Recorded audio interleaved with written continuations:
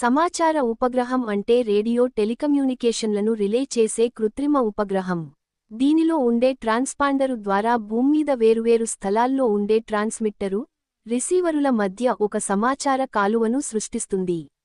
Television, telephone, radio, అంతర్జాలం, సైనిక అవసరాల కోసం సమాచార ఉపగ్రహాలను వాడుతున్నారు.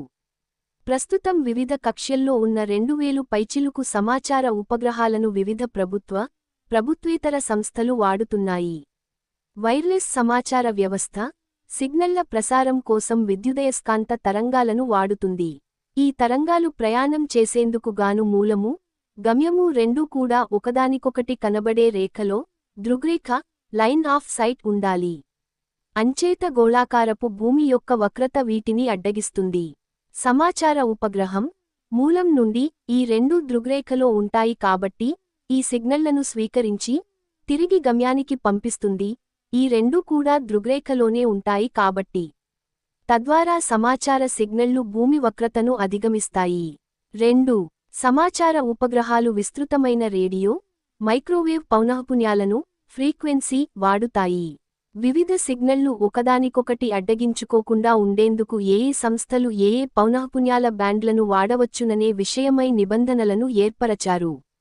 ఈ బ్యాండ్ల కేటాయింపు కారణంగా సిగ్నళ్ల అడ్డగింపు బాగా తగ్గిపోయింది. 3. చేత దీనికి ఉత్తర, దక్షిణ చలనం ఉండేది. ఈ కారణంగా దీన్ని రిసీవర్లు సరిగా అనుసరించడం కోసం ప్రత్యేక పరికరాలు వాడాల్సి వచ్చేది.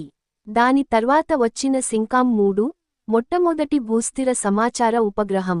అంగారక గ్రహంపై దిగిన ల్యాండర్లు, రోవర్లు, ప్రోబులు భూమికి సమాచారాన్ని రిలే చెయ్యడం కోసం భూకక్ష్యల్లో ఉన్న అంతరిక్ష నౌకలను సమాచార ఉపగ్రహాలుగా వాడుకున్నాయి. ల్యాండర్లు తమ శక్తిని ఆదా చేసుకునే విధంగా ఈ నౌకలను తయారుచేశారు. ఈ నౌకల్లో ఉన్న అధిక శక్తిమంతమైన ట్రాన్స్మిట్టర్లు, యాంటెనాలు ల్యాండర్లు పంపే సిగ్నళ్లను బాగా ఉద్దీపించి భూమికి పంపిస్తాయి.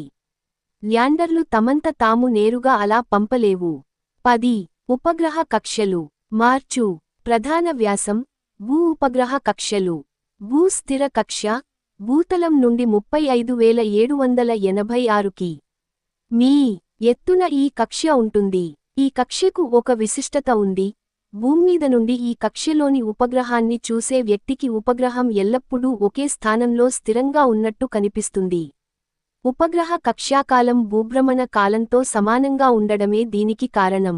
దీనితో ఉన్న ప్రధాన ప్రయోజనం ఏంటంటే, భూమ్మీద దీన్ని అనుసరించే యాంటెన్నాలు ఒక స్థానంలో, ఒక దిశలో స్థిరంగా ఉంటాయి. ఉపగ్రహాన్ని ట్రాకింగు చెయ్యడం కోసం యాంటెన్నాల దిశను మార్చాల్సిన అవసరం లేదు. భూమధ్యస్థ కక్ష్య. ఈ కక్ష్యలు భూమి నుండి 20,35,786 మీ. దూరంలో ఉంటాయి. భూ నిమ్న కక్ష్య, మధ్యమ కక్ష్యలకు దిగువన ఉండే కక్ష్యలు భూ నిమ్న కక్ష్యలు. ఇవి భూతలం నుండి 160-2000 మీ. మధ్య ఎత్తులో ఉంటాయి. మధ్యమ, నిమ్న కక్ష్యల్లో తిరిగే ఉపగ్రహాలు భూభ్రమణ వేగం కంటే ఎక్కువ కోణీయ వేగంతో పరిభ్రమిస్తుంటాయి. అందుచేత భూస్థిర కక్ష్యలోని ఉపగ్రహాల్లా స్థిరంగా ఉండవు. భూమి నుండి చూసే పరిశీలకునికి అవి ఆకాశంలో ప్రయాణిస్తూ కనిపిస్తాయి. ఉపగ్రహం భూమి వెనక్కు వెళ్ళినప్పుడు సిగ్నలు అసలే అందదు. నిరంతర సమాచార ప్రసారాలు జరిగేందుకుగాను ఈ కక్ష్యల్లో చాలా ఎక్కువ ఉపగ్రహాలు అవసరమవుతాయి. కనీసం ఒక్క ఉపగ్రహమైనా ఎల్లప్పుడూ కనబడుతుంటుంది. అయితే భూమికి దగ్గరగా ఉండడం చేత సిగ్నలు శక్తి క్షీణత తక్కువగా ఉంటుంది. భూ నిమ్న కక్ష్యలు భూతలం నుండి 2000 మీ. ఎత్తు వరకు ఉండే వర్తుల కక్ష్యలు. 11. కక్ష్యాకాలం 90 నిమిషాల వరకు ఉంటుంది. తక్కువ ఎత్తులో ఉండడం చేత ఈ కక్ష్యల్లోని ఉపగ్రహం 1000 మీ. వ్యాసార్థంగల వృత్త విస్తీర్ణంలో మాత్రమే కనిపిస్తుంది. పైగా ఈ కక్ష్యల్లోని ఉపగ్రహాలు వేగంగా పరిభ్రమిస్తూ ఉండడం వలన చాలా వేగంగా వీటి స్థానం మారుతుంటుంది. అందుచేత నిరంతరాయ కనెక్టివిటీ ఉండాలంటే పెద్ద సంఖ్యలో ఉపగ్రహాలుండాల్సిన అవసరం ఉంది. నిమ్న కక్ష్య ఉపగ్రహాలను ప్రయోగించడం భూస్థిర ఉపగ్రహాల కంటే చౌక. భూమికి దగ్గరగా ఉండడాన సిగ్నలు శక్తి క్షీణత తక్కువగా ఉంటుంది కాబట్టి తక్కువ శక్తి గల సిగ్నలు పంపితే సరిపోతుంది. ఈ విధంగా ఉపగ్రహాల అధిక సంఖ్యకు తక్కువ ప్రయోగ, నిర్వహణ ఖర్చుకు సరిపోతుంది. అంతేకాక ఈ రెండు రకాల ఉపగ్రహాలలో వాడే పరికరాల్లోనూ భూస్థిత పరికరాల్లోనూ ముఖ్యమైన తేడాలు కొన్ని ఉన్నాయి కూడాను. ఉపగ్రహ మండలం మార్చు పరస్పర సమన్వయంతో పనిచేసే ఉపగ్రహాల సమూహాన్ని ఉపగ్రహ మండలం అంటారు. ఉపగ్రహ ఫోను సేవలు అందిస్తున్న అలాంటి ఉపగ్రహ మండలాలు రెండు: ఇరిడియం, గ్లోబల్ స్టార్. ఇరిడియం భూనిమ్న కక్ష్యలో 66 ఉపగ్రహాలను నిర్వహిస్తోంది. భూనిమ్న కక్ష్య నుండి అంతరాయంతో పనిచేసే సమాచార ప్రసార ఉపగ్రహాలు కూడా ఉన్నాయి. అందుబాటులో లేని సమయంలో డేటాను రికార్డు చేసుకుని తిరిగి అందుబాటులోకి వచ్చినప్పుడు దీన్ని ప్రసారం చేస్తుంది.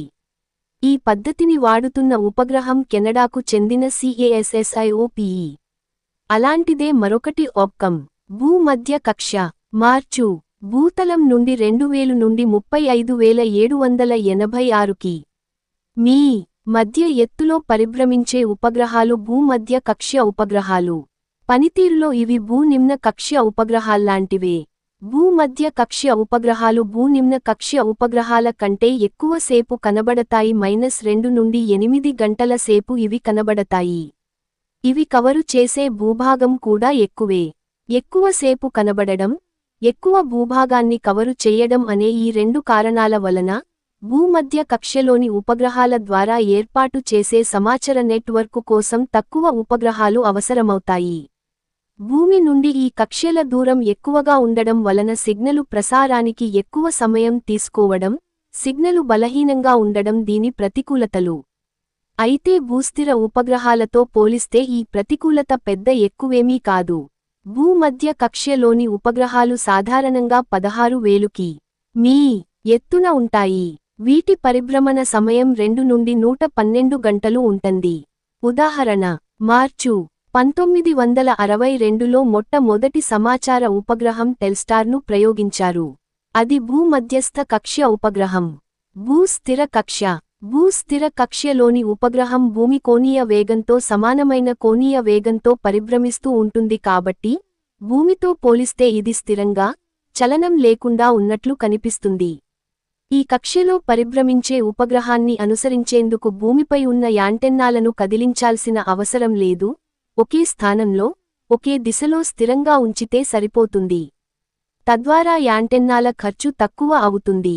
అధిక సంఖ్యలో యాంటెన్నాలు వాడే టీవీ ప్రసారాల వంటి అప్లికేషన్లకు సంబంధించి యాంటెన్నాల విషయంలో ఆదా అయ్యే ఖర్చుతో పోలిస్తే ఉపగ్రహాన్ని కక్ష్యలో ప్రతిక్షేపించేందుకు అయ్యే ఖర్చు పెద్ద లెక్కలోది కాదు. ఉదాహరణలు: మార్చు 1964 ఆగస్టు 19న మొట్టమొదటి భూస్థిర ఉపగ్రహం సిన్కామ్ 3ను ప్రయోగించారు. 1964లో టోక్యోలో జరిగిన ఒలింపిక్ క్రీడలను పసిఫిక్ అవతలికి ప్రసారం చెయ్యడంతో దీని పని మొదలైంది. ఆ తరువాత కొద్ది రోజులకే 1965 ఏప్రిల్ 6న ఇంటెల్సాట్ 1 అనే భూస్థిర ఉపగ్రహాన్ని ప్రయోగించారు. దీన్ని అట్లాంటిక్ మహాసముద్రం మీదుగా ప్రసారాల కోసం ఉపయోగించారు. భారతదేశపు సమాచార వ్యవస్థ ఇన్సాట్, భూస్థిర కక్ష్యలోని సమాచార వ్యవస్థకు ఒక ఉదాహరణ. 1983 ఆగస్టులో ప్రయోగించిన ఇన్సాట్ 1B ఉపగ్రహంతో ఇన్సాట్ వ్యవస్థ ఆపరేషన్ మొదలైంది. ఈ వ్యవస్థలో భాగంగా ఇప్పటివరకు 25కు పైగా ఉపగ్రహాలను ప్రయోగించగా, ప్రస్తుతం వాటిలో 14 ఆపరేషన్లో ఉన్నాయి. సమాచార ఉపగ్రహాలను తయారుచేసే సంస్థల్లో ప్రధానమైనవి Boeing satellite development centre, space systems, Loral, ISRO, orbital space sciences, Lockheed Martin, Northrop Grumman, Astrium. Molniya ఉపగ్రహాలు. మార్చు భూస్థిర ఉపగ్రహాలు భూమధ్యరేఖపైననే ఉండాలి, అంటే భూమధ్య రేఖాతలానికి ఉపగ్రహ కక్ష్య 0 డిగ్రీల కోణంలో ఉండాలి. ఈ కారణంగా భూమధ్య రేఖ నుండి దూరంగా, ఉన్నత అక్షాంశాల వైపు పోయే కొద్దీ ఉపగ్రహం దిక్చక్రంపై, హొరైజన్, దిగువన ఉన్నట్లుగా రిసీవరుకు కనిపిస్తుంది. భూమధ్య రేఖకు బాగా దూరంగా ఉండే అక్షాంశాల వద్ద సిగ్నళ్లు భూమిని తాకి ప్రతిఫలించడం కారణంగా సిగ్నల్ ఇంటర్ఫియరెన్స్ కలుగుతుంది. ధృవాలకు దగ్గరగా ఉన్న ప్రాంతాల్లో భూస్థిర ఉపగ్రహం దిక్చక్రం కంటే దిగువన ఉన్నట్టు కనిపిస్తుంది. ఈ సమస్యకు పరిష్కారంగా మోల్నియా కక్ష్యలోకి ఉపగ్రహాలను ప్రయోగించారు.